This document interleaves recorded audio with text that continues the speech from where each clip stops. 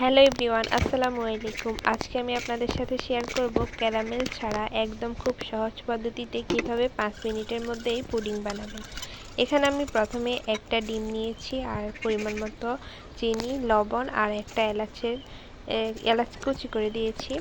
এরপর আমি একটু ঘন করে দুধ অল্প একটু একটা ডিমের সমপরিমাণ যাতে বেশি না হয়, তারপর ভালোভাবে মেখে একটা কেকের মোল্ডের মধ্যে দিয়ে দিয়েছি। তারপর আমি এটাকে প্রায় 10 মিনিট বা 5 মিনিট ভাপ দিলেই হবে। আমি একটু 10 মিনিট টাইম নিয়েই ভাপ দিছি। 5 মিনিটেই একটা ডিমের পুডিং কমপ্লিট হয়ে যায়। তারপর আমি এর একটা শলা দিয়ে ভালোভাবে চেক করে দিয়ে দেখলাম যে পুডিংটা হয়েছে কিনা। এরপর আমি চুলাটা বন্ধ করে আমি রেখে দিয়েছি আরও 10 মিনিটের মতো।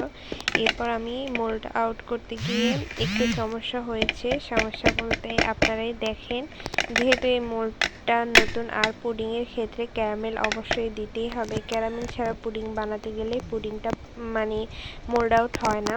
তবে আমার পুডিংটা খেতে অনেক মজা হয়েছে। জাস্ট কি বলবো আপনাদেরকে, আপনারা যদি আপনাদের খাওয়াইতে পারতাম তাহলে আপনাদের বিশ্বাস করতে পারতাম, এত মজা হয়েছে। ক্যারামেল ছাড়া পুডিং আমি একটা জায়গায় গিয়ে খেয়েছিলাম, তখন তাদের বাসায় কিন্তু পুডিংটা ভেঙে গিয়েছিল।